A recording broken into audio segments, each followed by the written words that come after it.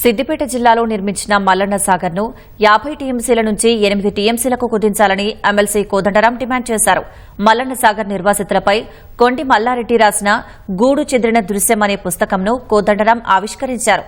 ప్రాజెక్టులో భూములు, ఇండ్లు కోల్పోయి రోడ్డున పడ్డ రైతుల జీవితాలను రచయిత కళ్లకు కట్టినట్టుగా చూపించారన్నారు.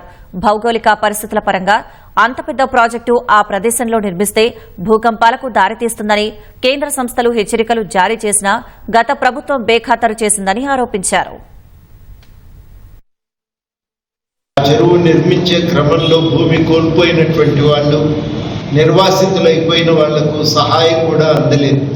మధ్యదళారీలు రకరకాల పద్ధతుల్లో మోసం చేసి లాభం పొందినంతగా వాస్తవంగా నిర్వాసితులకు జరగవలసినంత లాభం జరగలేదు.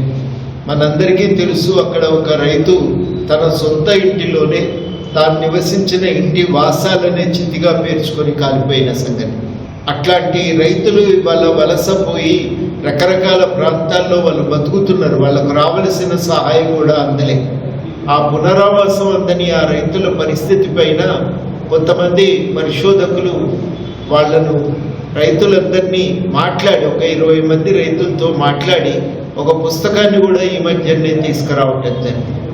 ఆ వాస్తవ జీవితాన్నే ఇవాళ కొండి మల్లారెడ్డి గారు ఒక కవిత రూపంలో దాన్ని వ్యక్తీకరించడం చాలా అద్భుతం, అమోఘం.